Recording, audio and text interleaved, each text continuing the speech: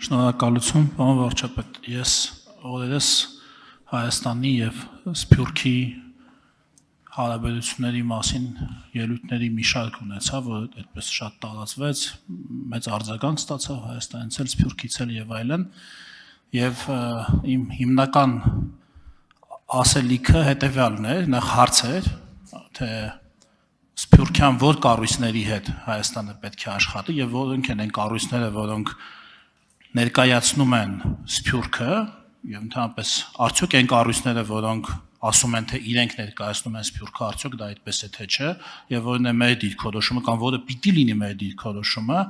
եւ երկրորդը հայրենադարձության թեման է, որ էլի չգիտեմ ինչի ալեկոծեց շատերի մտքերը, շատ պարզ բան էի ասում, որ մենք փոքր ազգ ենք եւ Հայաստանում եւ Սփյուռքում եւ պատմությունը ցույց է տվել, որ բնական սերնդափոխությամբ Սփյուռքյան որևէ գաղթօջախ չի մեծացել եւ հզորացել, միշտ Հայաստանից նորանոր արտագաղթի ալիքների հետևանքով է մեծացել եւ հզորացել, եւ նույնն էլ հակառակը, Հայաստանում էլ բնակչությունը գիտենք երկրորդ համաշխարհից հետո էլի Սփյուռքյան գաղթօջախներից ներգաղթի շնորհիվ էլի մեծ աճ ունեցավ։ Հիմա այս հարցերի վերաբերյալ որոնք են լինելու կառավարության մոտեցումները, արդյոք մենք հայրենադարձության որևէ ծրագիր խթանող պատրաստվում ենք իրականացնել թե ոչ, Սփյուռքի հետ ինչպես ենք աշխատելու, ում հետ ենք աշխատելու, այսպես ասած, որ հեռախոսահամարով ենք զանգելու Սփյուռքում այս կամ այն հարցը լուծելու կամ իրենցից օգնություն խնդրելու մեր պետական շահերին վերաբերող հարցերը լուծելու համար, որոնք են ձեր մոտեցումները, շնորհակալություն։ Իմ մոտեցումն այն է, որ Հայաստանը օգնություն չի խնդրելու։ Իմ մոտեցումն այն է, որ Սփյուռքի ոչ մի կազմակերպություն Սփյուռքը չի ներկայացնում, որովհետև ներկայացնել նշանակում է ներկայացուցչական ընտրական համակարգով ստանալ ներկայացնելու մանդատ։ Սփյուռքի բոլոր կազմակերպությունները առանց բացառության ներկայացնում են իրենց, որոնք այո, Սփյուռքի մի որոշակի սեգմենտի ներկայացուցիչ են, բայց չկա կազմակերպություն, որը ներկայացնում է Սփյուռքը։ Ավելին Սփյուռքի բոլոր կազմակերպությունները իրար հետ չեն ներկայացնում Սփյուռքը, որովհետև Սփյուռքի մեծ մասը 90% նվազագույնը Սփյուռքի կազմակերպչական ինստիտուցիոնալ կառույցներից դուրս են։ Հայաստանի կառավարությունը պատրաստվում է աշխատել Սփյուռքի բոլոր կազմակերպությունների հետ, բայց իր ռազմավարությունների իրականացման տրամաբանությամբ։ Սփյուռքը չի կարող լինել Հայաստանի մենթորը, բայց Հայաստանն էլ չի կարող լինել Սփյուռքի մենթորը։ Եվ մենք, այո, հատկապես մասնագիտական ցանցերի հետ համագործակցությամբ շատ շահագրգռված ենք։ Ուզում ենք մաքսիմալ մասնագիտական, փորձագիտական ներգրավվածություն ապահովել Սփյուռքի։ Եվ դրա կոնկրետ օրինակները կան։ Բայց Սփյուռքի որևէ կառույցի հետ հնարավոր չի համագործակցել տվյալ երկրի կառավարությունները շրջանցելով։ Հիմա օրինակ ասենք նույն Firebird-ի ծրագիրը Սփյուռքի ներկայացուցիչները շատ մեծ ներգրավվածություն ունեն։ Բայց այդ ծրագիրը հնարավոր չէր իրականացնել առանց Հայաստան, Միացյալ Նահանգներ միջպետական հարաբերություններում կոնկրետ իրադրություն եւ ապահովելու։ Բացառված էր։ Հնարավոր չէր դա իրականացնել։ Եվ մենք այսօր նախկինում մեր իսկ որդեգրած նարատիվներից մենք հրաժարվել ենք։ Երբ որ կոնտեքստն էր, որ Հայաստանի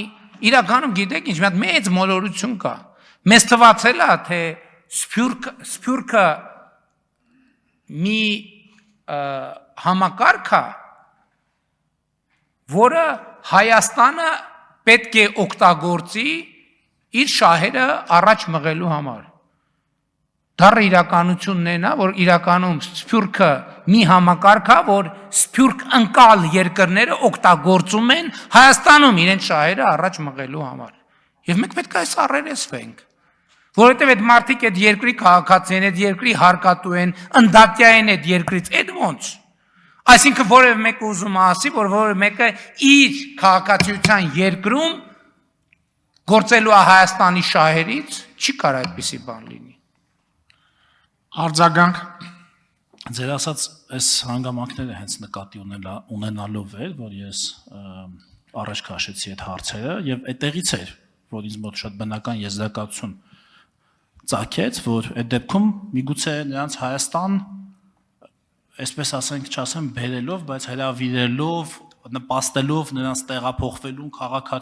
բնակվելուն, հետո քաղաքացիություն ստանալուն, Հայաստանում հարկատու եւ արժեք ստեղծող դառնալուն եւ արդեն հետո նոր պետությանը պահանջներ ներկայացնելու հնարավորություն ունենալուն։ Այս շղթային վերաբերող մենք ունենք որոշակի, եթե չասեմ ռազմավարություն, ապա գոնե ուրվագծվող ծրագրեր։ Պարոն Եղոյան, մենք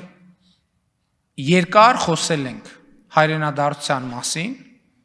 18 թվականից հետո դրանից առաջ է խոսակցություն եղել, բայց հայրենադարձություն տեղի չի ունեցել։ Բայց մենք էլ 2025 թվականից հայրենադարձությունը սկսվել է։ Այսօր հայրենադարձությունը սկսվել է։